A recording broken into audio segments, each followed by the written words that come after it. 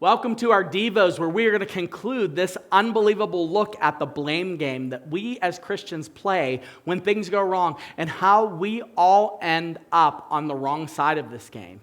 And one of the things that we repeatedly do when things are going poorly in our lives, one of the things that we blame for our misfortune is our design. Yes, we'll say things like, well, I've just never been any good at this. Or I just feel like I'm going to mess everything up. Or like from birth, I was never able to X, Y, and Z, whatever the thing is. And we look at it like this faulty equipment came with the original packaging.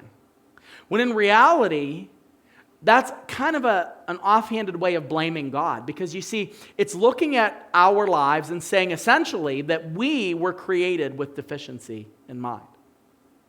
Now, I don't have time to get into it, but history and maybe personal examples of people you know show that there are people that are born with unbelievable deficiencies in different areas.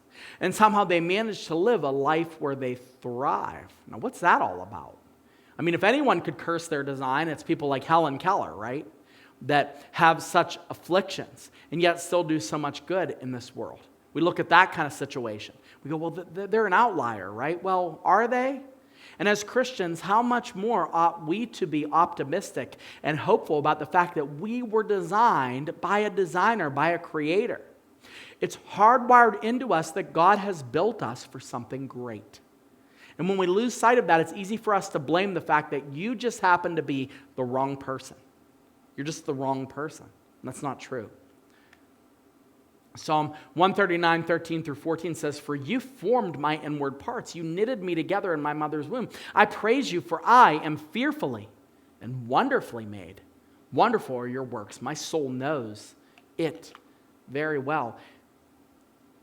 This is something I think you should write down and read daily. For those of you that think that you're junk, that your life is junk, that you have not been able to experience life to the fullest because you're just a bad person. You're just faulty from the beginning to the end. Well, the Bible says you're fearfully and wonderfully made. The Bible says that God himself knitted you together. He hand-engineered you with his power. He gave you the breath of life. You are not garbage. You have an opportunity to glorify God with the life that he's given you. So, when you start to blame your design, your makeup, your deficiencies, your quirks, your medical conditions, stop and be thankful that you are fearfully and wonderfully created by the God that created the heavens and the earth. There's beauty here. There's potential here if you're willing to stop blaming your design. Instead, focus on the working hand of God and his willingness to love you and show you the next step on your path right where you are right now.